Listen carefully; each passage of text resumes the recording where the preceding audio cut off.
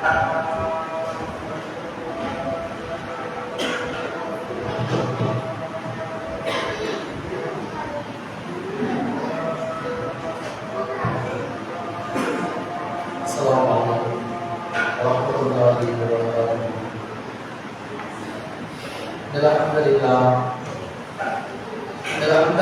nahmaduhu wa nasta'inuhu wa nastaghfiruh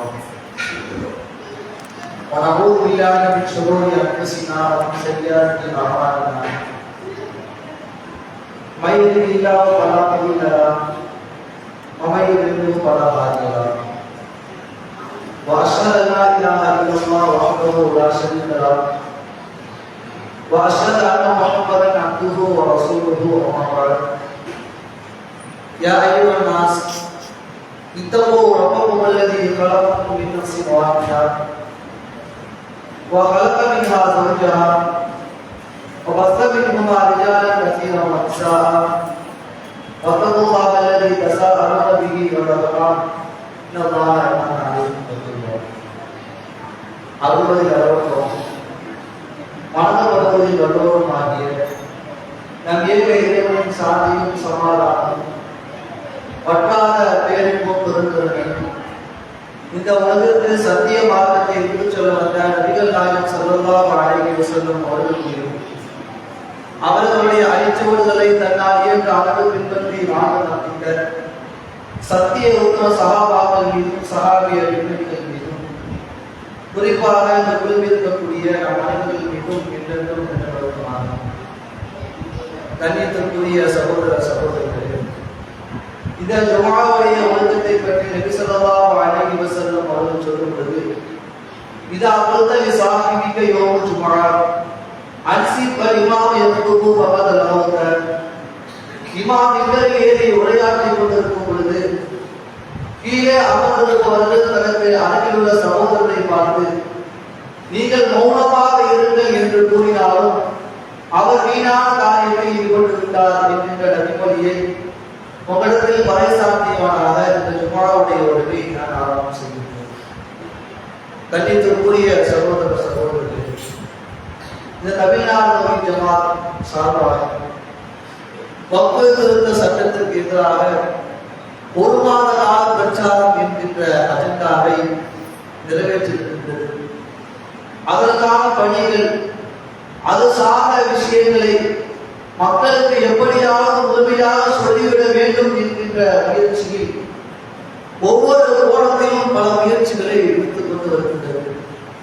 அந்த அடிப்படையில் இந்த வக்ஃபு திருத்த சட்டம் பற்றி ஒரு சிறிய தகவல்களை உங்களுக்கு சொல்வதற்கு நான் கடமைப்பட்டிருக்கின்றேன். இந்த வக்ஃபு திருத்த சட்டம், இதற்கு முன்னால் ஒரு சட்டம் இருந்தது, வக்ஃபு சட்டம் என்று சொல்லக்கூடிய ஒரு சட்டம். இந்த சட்டத்தை இன்றைக்கு இருக்கக்கூடிய அரசாங்கம் அதில் நாங்கள் திருத்தங்களை ஏற்படுத்த போகின்றோம், பல மாற்றங்களை ஏற்படுத்த போகின்றோம் என்று சொல்லி வக்ஃபு திருத்த சட்டத்தை மக்களுக்கு மத்தியில் சொல்லக்கூடியதாக இருக்கின்றது. எப்படியாப்பட்ட திருத்தங்கள்? இதற்கு முன்னால் இருக்கக்கூடிய சட்டங்களை, அதில் உள்ள விஷயங்களை எல்லாம் சற்று திருப்பி இவர் என்ன பண்ணாங்க, வக்ஃபு திருத்த சட்டம் என்று நிறைவேற்றிக் கொள்கின்றார்கள்.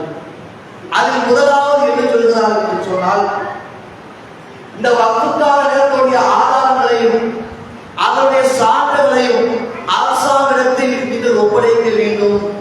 எவ்வளவு வருஷத்துக்கு முன்னால் இருந்தால் 300 வருடத்துக்கு முன்னால், 500 வருடத்துக்கு முன்னால் வக்ஃபு செய்யப்பட்ட நிலங்களுடைய ஆதாரங்களை நீங்கள் நிச்சயமாக அரசாங்கத்தில் சமர்ப்பிக்க வேண்டும்.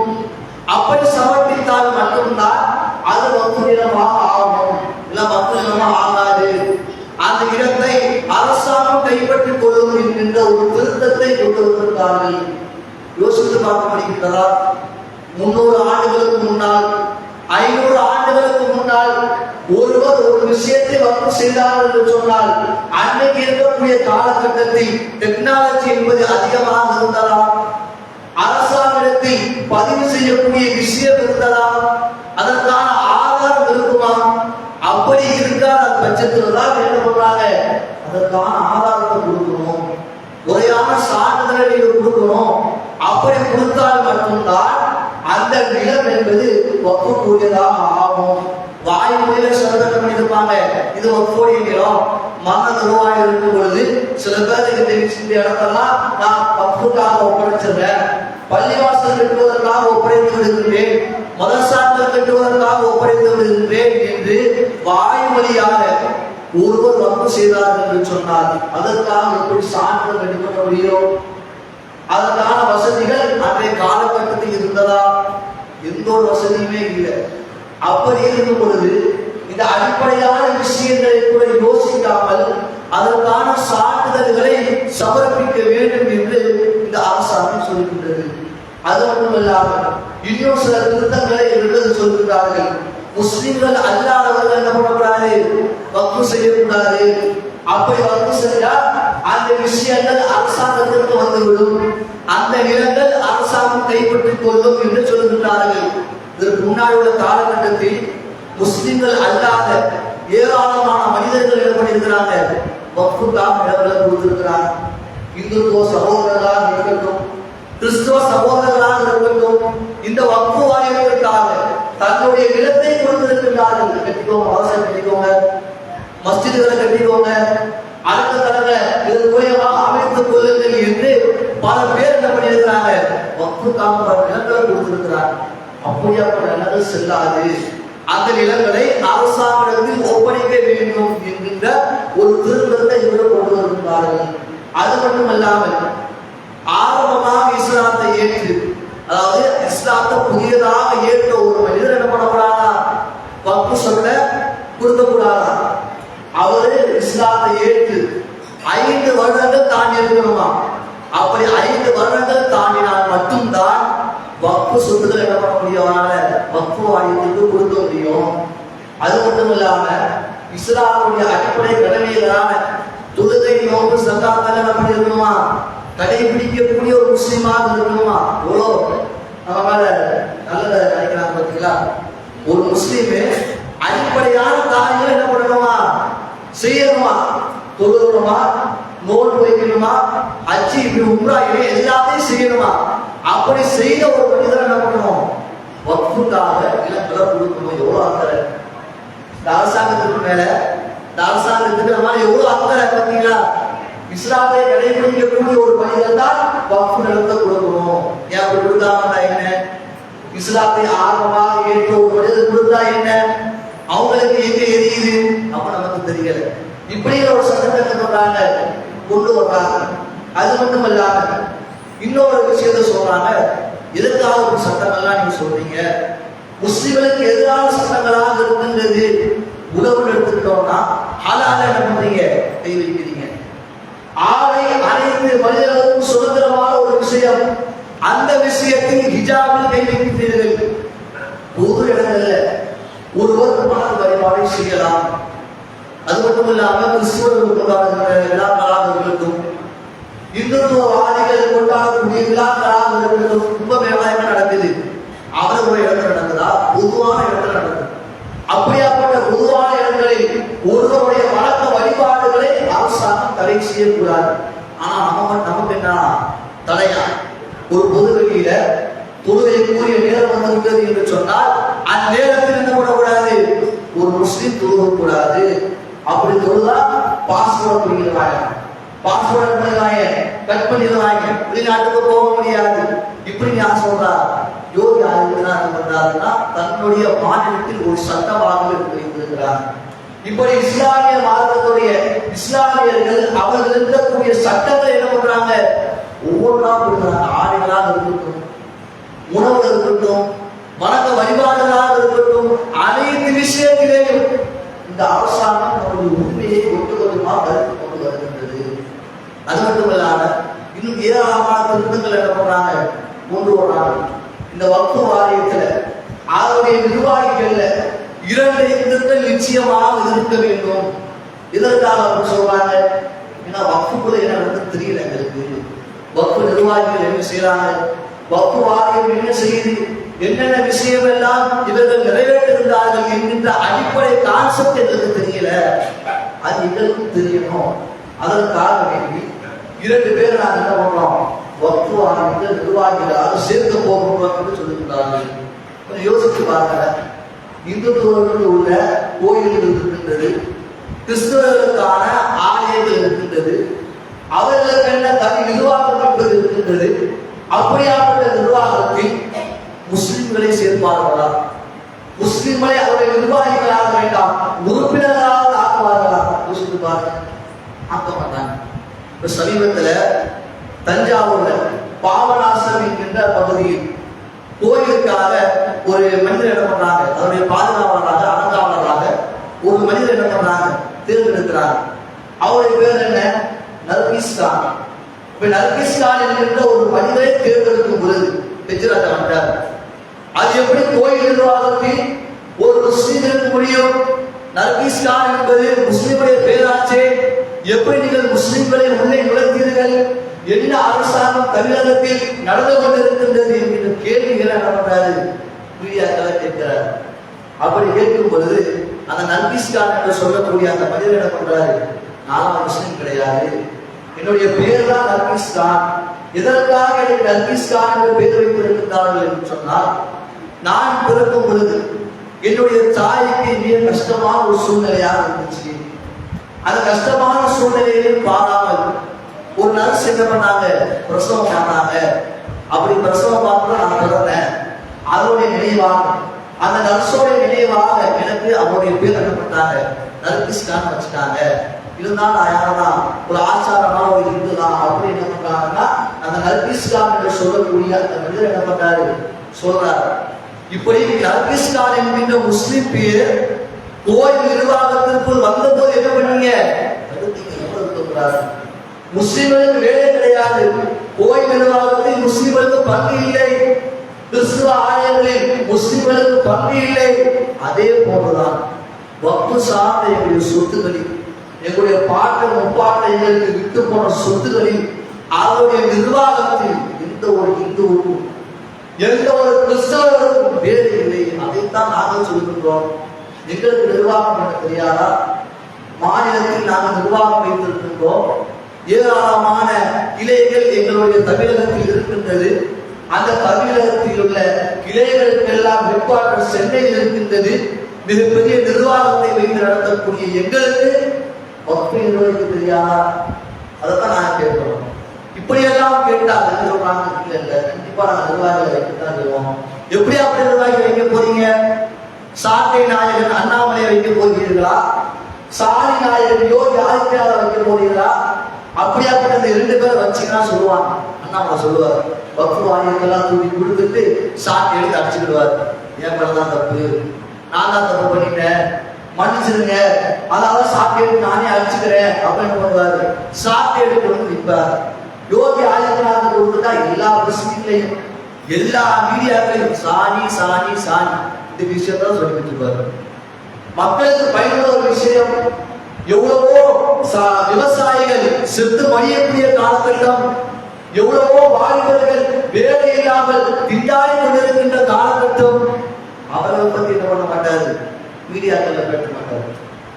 இவருக்கு எப்பவுமே இந்த மாட்டு சாணி, அதுல மருத்துவம் இருக்குது, அதை நீங்க என்ன பண்ணுங்க, ஸ்கூலுடைய சுவரில் பூசுங்க, இப்படியாப்பட்ட விஷயத்தை தான் எப்பவுமே சொல்றாரு ஒழிய மக்களுக்கு நடந்ததாக எந்த ஒரு விஷயத்தையும் சொல்ல போவது கிடையாது. இப்படியாப்பட்ட ஆட்களை எடுத்துட்டு வந்து நீங்க வக்ஃப் வாரியத்துக்கு நிர்வாகிகளாக சேர்த்தா உங்களுடைய சொத்து எப்படிங்க பாதுகாப்பா இருக்கும்? கொஞ்சம் யோசித்து பாருங்கள். இன்னும் ஏராளமான சட்டங்களை கொண்டு வருகின்றார்கள். இப்படியாப்பட்ட சட்டத்தை எல்லாம் கொண்டு வந்து விட்டு சொல்லுகின்றார்கள். இந்த சட்டம் எல்லாம் யாருக்காக? ஒவ்வொரு நலத்துக்காகத்தான், உங்க வக்ஃப் சொத்துடைய பாதுகாப்புக்காகத்தான் இந்த சட்டங்களை நாங்கள் குறைக்கணும் என்று சொல்லுகின்றார்கள். உண்மையிலேயே நம்முடைய பாதுகாப்புக்காக, எங்களுடைய சொந்தங்களுடைய பாதுகாப்புக்காகத்தான் இந்த சட்டங்களை நீங்கள் இறக்கிறீர்கள் என்று சொன்னால், அதை எங்களுக்கு நீங்கள் மீட்டு தர போகிறீர்கள் என்று சொன்னால், இன்றைக்கு பாபர் மசூதி விற்றீர்கள், ராமர் கோயிலை கட்டினீர்கள், அந்த இடம் வக்ஃப் கூடிய இடம், அதை மீட்டு தர முடியுமா? அம்பானி வக்ஃப் நிலத்தில் ஒரு பெரிய மாளிகையை கட்டியிருக்கிறான். அவன் கட்டி விட்டுட்டு அந்த வக்ஃப் நிலத்தை எங்களுக்கு நீங்கள் மீட்டு தருவீர்களா? தர மாட்டாங்க. எல்லாம் சொல்றதெல்லாம் பொய். இப்ப எல்லாம் ஒரு சட்டத்தை நியமிச்சுட்டு இதெல்லாம் ஒரு நலனுக்காகத்தான் என்று ஒரு விஷயத்தை என்ன பண்ணிடுவாங்க, சொல்லி முடித்து விடுவார்கள். இப்படி ஒரு நல்லதாக என்று சொல்லக்கூடிய அதே நபர்கள் தான் அமித்ஷா பேசுறார். பாராளுமன்றத்தை வக்ஃப் என்று சொல்கின்றார்கள், கோயில் இடத்தை வக்ஃப் என்று சொல்கின்றார்கள், அந்த இடத்தை வக்ஃப் என்று சொல்கின்றார்கள், இந்த இடத்தை வக்ஃப் என்று சொல்கின்றார்கள், நாளை உங்களுடைய வீட்டை வக்ஃப் என்று சொல்வார்கள்.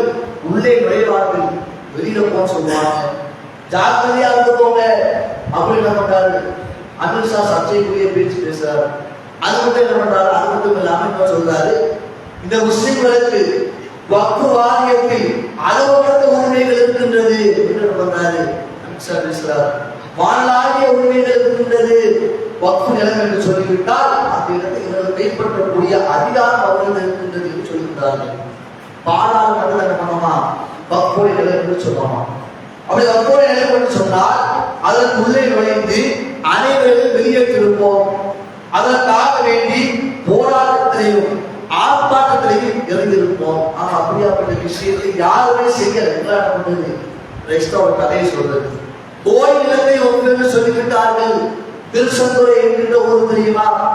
அந்த ஊரில் இருக்கக்கூடிய சில கிராமங்களை ராணி மங்கம்மா என்று சொல்லக்கூடியவர் என்ன பண்ணாங்க, இஸ்லாமிற்கு ஒப்பி என்று சொன்னாங்க.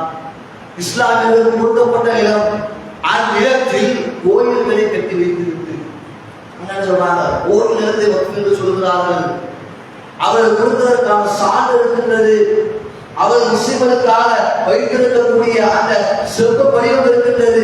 அது எல்லாமே தெளிவா இருக்கிறது. இந்த கிராமங்கிறது நான் வக்ஃப் செஞ்சிருக்கிறேன் என்ற அனைத்து ஆதாரங்களும் இருக்கின்றது. அதை வைத்துக் கொண்டுதான் நாம் என்ன பண்றோம், வக்ஃப் நிலைந்து எங்களுடைய மீட்டிங் கூடுதல் கோரிக்கைகளை அரசாங்கத்தில் வைக்கின்றோம். அரசாங்கத்தில் அதை வைத்தோம் என்று சொன்னால் அதை வைத்துக் கொண்டு இந்துக்களுக்கும் முஸ்லிம்களுக்கும் மத்தியில் ஒரு மிகப்பெரிய சச்சரவை என்ன பண்றாங்க, வைத்து விடுறாங்க. பாருப்பா, ஒரு கோயில வக்ஃப் நடத்துறாங்க, நாளைக்கு உங்க வீட்டையே வக்ஃப் நடன்னு சொல்லுவாங்க.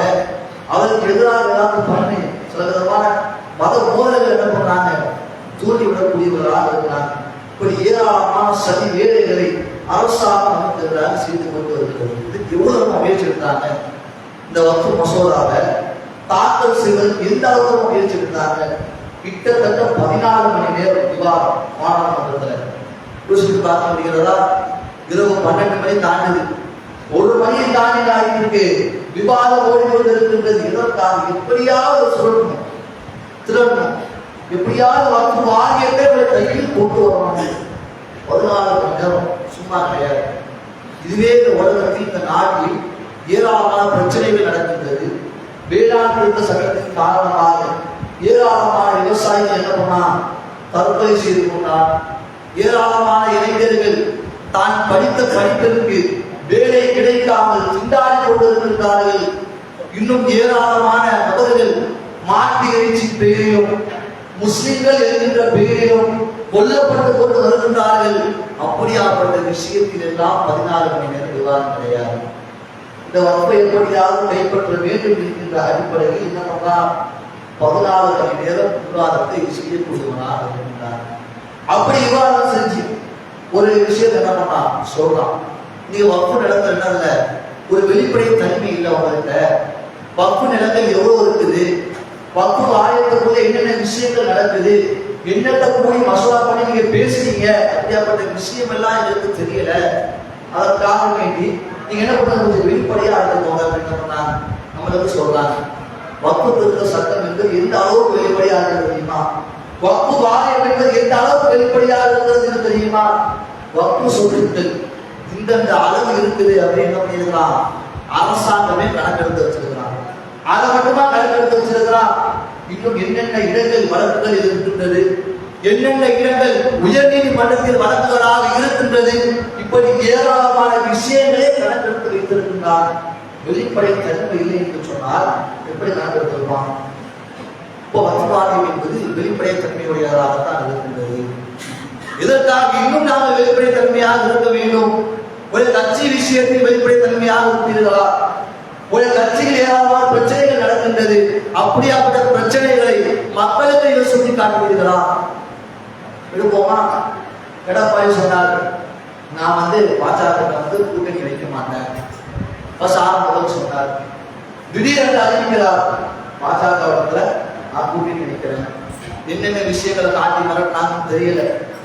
அந்த விஷயத்தில் வெளிப்படையா பேசுவோமா?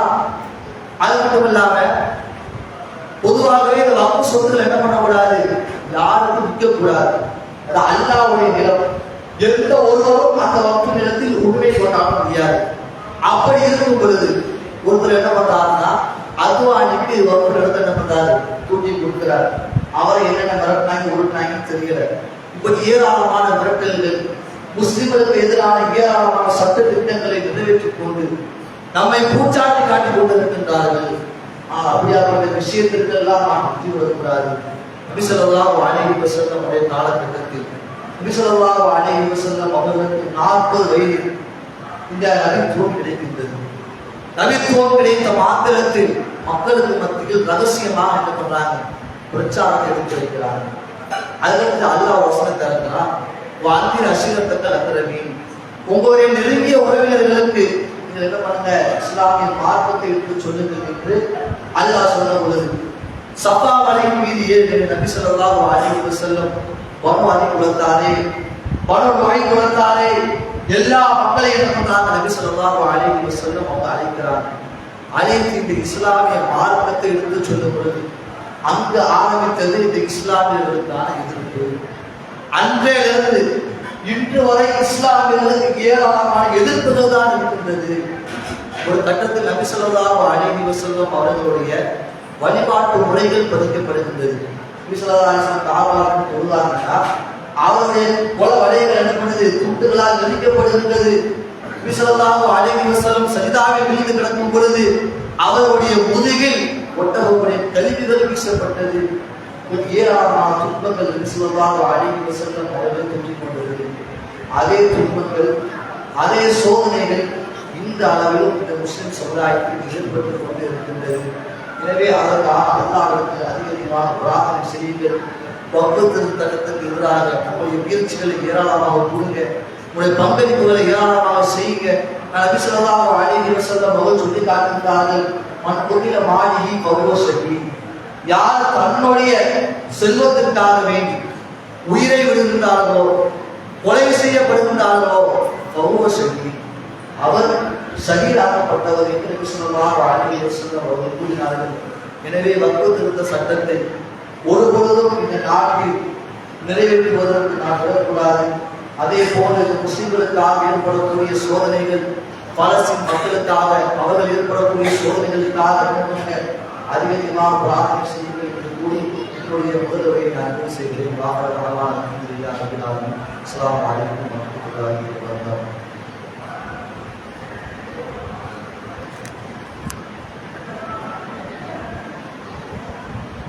السلام عليكم ورحمة الله وبركاته.